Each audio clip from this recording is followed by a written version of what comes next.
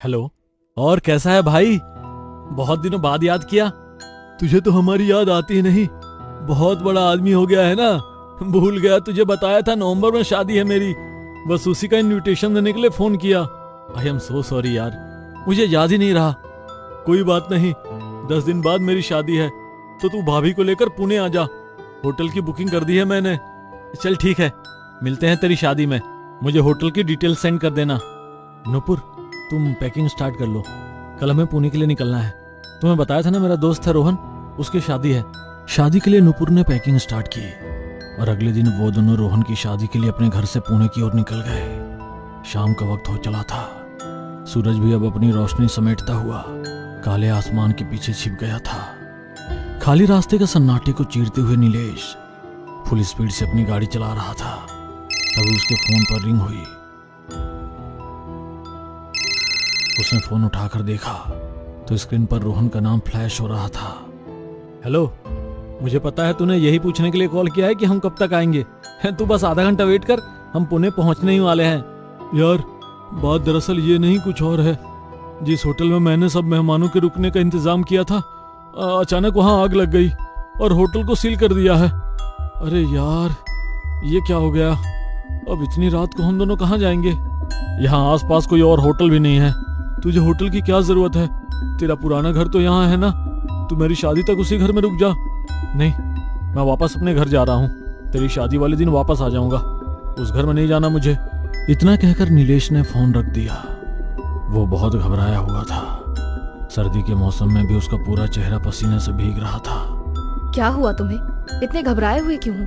कुछ नहीं, हम वापस घर जा रहे हैं। तुम्हारा दिमाग तो ठीक है। दोपहर से ड्राइव करते हुए हम अब यहाँ पहुँचे हैं। अब दोबारा ड्राइव करके घर तक जाओगे तो सुबह हो जाएगी। तुम्हारा पुराना घर है ना यहाँ, वहाँ चलते हैं ना। क्या प्रॉब्लम है?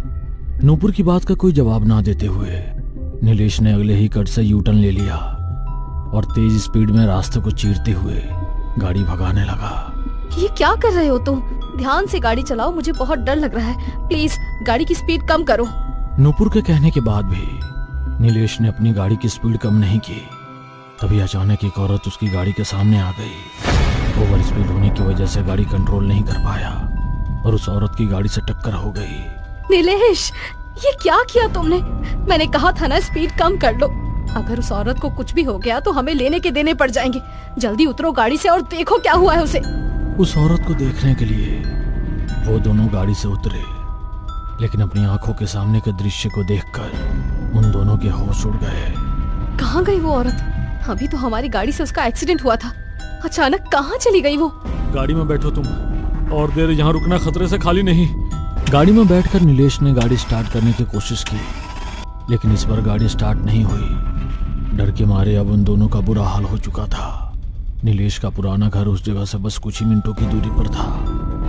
आधी रात को सुनसान सड़क पर गाड़ी खराब हो जाने के बाद उसके पास अपने पुराने घर में जाने के अलावा कोई और रास्ता नहीं था। इसलिए वह नूपुर को लेकर पैदल ही अपने पुराने घर की ओर बढ़ गया। घर पहुंचने के बाद वो दोनों बिना कुछ खाए पिए ही आराम करने बेडरूम में चले गए। अभी उन दोनों की आंख लगी ही थी कि नीलेश को अचानक कुछ बेचैनी से महसूस हुई। उसे लगा मानो कोई एकटक नजर गड़ाए बड़ी देर से उसे घूर रहा है। उसे अपने आसपास एक अजीब सा एहसास होने लगा। तभी एक दबी आवाज उसके कानों में पड़ी। मुझे पता था तुम एक दिन जरूर यहाँ आओगे। अब तुम यहाँ आ गए हो ना, अब मैं तुम्हें कहीं नहीं जाने दूंगी। उस आवाज के कानों में पड़ते ही नीलेश की आंखें खुल गई। उसका पूरा शरीर बुरी तरह पसीने से भीग रहा था। उसने हिम्मत करते हुए उठकर दरवाजे के बाहर झांक कर देखा तो पूरा घर बिल्कुल खाली था। वो चैन की सांस भरते हुए जैसे ही दरवाजा बंद करने लगा, तभी उसे पीछे से किसी के पायलों की झंकार सुनाई दी।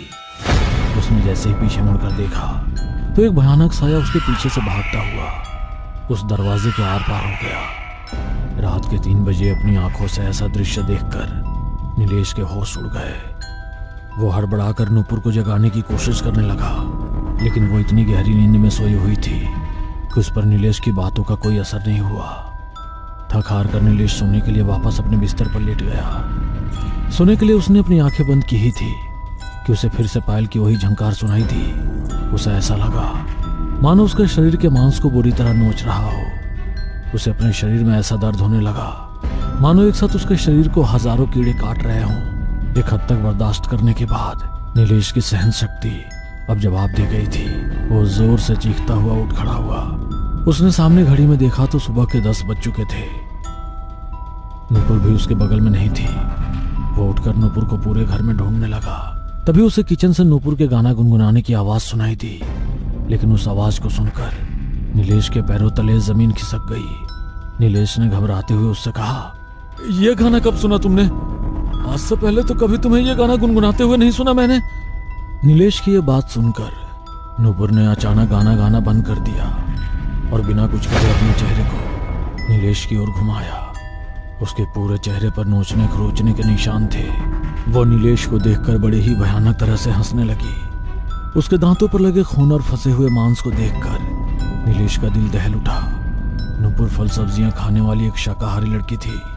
उसने अपनी जिंदगी में मांस को कभी छुआ भी नहीं था। उसे इस हालत में देखकर नीलेश कुछ बोल पाता इससे पहले ही उसने कहा, क्या हुआ? पहचाना नहीं मुझे?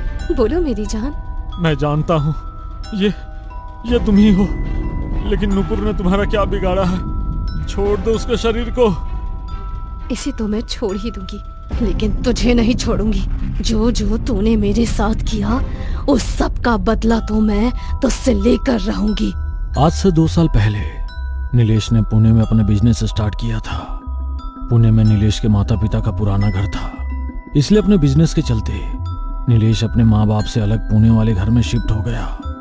ऑफिस में उसकी कामनी नाम की सेक्रेटरी थी, देखने में बहुत खूबसूरत। ऑफिस का हर लड़का उस पर अपनी जान छिड़कता था, लेकिन वो मन ही मन नीलेश को चाहने लगी। एक दिन न्यू ईयर पार्टी के दौरान मौका पाकर उसने नीलेश को अपने दिल की बात बता दी।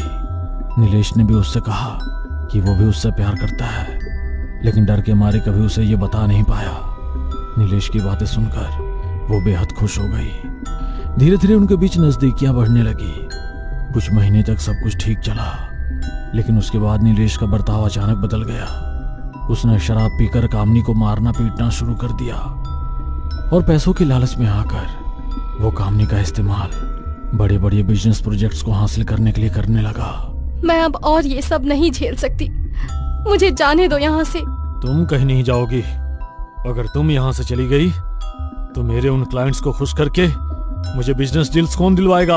और अगर भूल कर भी मेरे पीछे यहाँ से भागने की कोशिश की तो तुम्हारी अनगिनत वीडियोज है मेरे पास। बस 1 मिनट लगेगा मुझे सबके सामने तुम्हारी इज्जत की धज्जियां उड़ाने में। नीलेश की धमकियां सुनकर कामिनी वहां से भागने की हिम्मत नहीं कर पाई। इतने समय से जो भी उसके साथ घटा, उसके बाद वो अंदर ही अंदर खत्म हो चुकी थी। ना तो वो अपने माँ बाप के पास अपने घर जा सकती थी और ना ऐसी जिंदगी जी सकती थी। उसने बहुत बार सोचा कि वो पुलिस के पास जाकर नीलेश की सारी सच्चाई बता दे, लेकिन अपनी बदनामी के डर से उसे अपनी जान लेने के अलावा कोई दूसरा रास्ता नजर नहीं आया और उसने खुद को फांसी लगाकर अपनी जान दे दी। पुलिस तक बात ना पहुंचे, इसलिए नीलेश ने उसकी डेड बॉडी को उतार कर कुछ लोगों को पैसे देकर उसे कब्रिस्तान में दफन करवा दिया, लेकिन उसकी आत्मा को मुक्ति नहीं मिली। तुझे क्या लगा तू मेरे शरीर को दफन करवा देगा तो तू बच जाएगा? मैं तो इसी इंतजार में थी कि कब तू यहाँ आए और कब मैं तुझे अपने हाथों से मार सकूं। तूने मेरी हंसती खेलती जिंदगी को बर्बाद कर दिया, नर्क में जीने को मजबूर कर दिया, अपने हाथों से अपनी जान लेने को मजबूर कर दिया। माफ कर दो मुझे, बहुत बड़ी गलती हो गई मुझसे, जाने दो मुझे। तुझे तो मैं क्या, भगवान भी कभी माफ नहीं करेगा। तुझे मार के मैं तो अपना बदला पूरा करके मुक्त हो जाऊंगी, लेकिन तुझे अपने इस जन्म से कभी मुक्ति नहीं मिलेगी। मुक्ति के लिए तरसता रहेगा तू। इतना कहकर